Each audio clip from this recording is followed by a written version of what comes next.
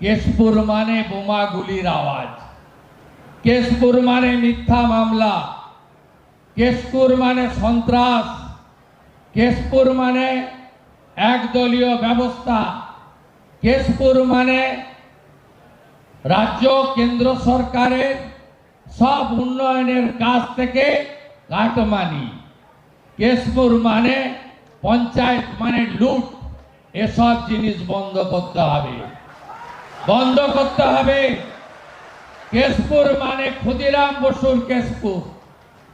কেশপুরে প্রত্যেকটি বাড়িতে শৌচালয়, প্রত্যেকটি গরিবের বাড়িতে প্রধানমন্ত্রী আবাস, প্রত্যেকটি গরিবের বাড়িতে প্রধানমন্ত্রী সূর্য ঘরে আলো, সোলার আলো। কেশপুর মানে ভালো ভালো বিদ্যালয়, ভালো ভালো কলেজ। কেশপুর মানে হসপিটালটা ভালো হবে, রেফার হবে না। কেশপুর মানে রাস্তাঘাট চকচক করবে। কেশপুর মানে সবাই আনন্দে থাকবে। কেউ পিএম কিষাণ পাবে, কেউ অন্নপূর্ণা যোজনা পাবে, সবাই আয়ুষ্মান ভারত পাবে। এই কেশপুর আমি চাই। আমি এসপিকে বলে গেলাম, অনেক অত্যাচার সহ্য করেছে। নরেন্দ্র মোদী জিন্দাবাদ বলার জন্য অনেক মানুষ অনেক অত্যাচার সহ্য করেছে। সমস্ত মামলা প্রত্যাহার করবেন, সমস্ত মামলা।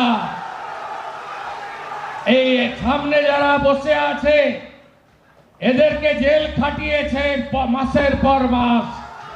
আমি ভুলিনি 24 সালে লোকসভা ভোটে এই কেশপুরে আমাকে সভা করতে বাধা দেওয়া হয়েছিল, মানিনি আমি। মানুষ আসেনি, কিন্তু আমি এসেছি।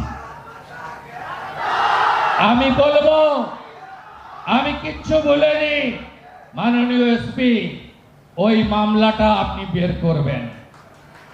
যারা জড়িত ছিল তাদেরকে আমি জেলে দেখতে চাই। ভালো থাকবেন।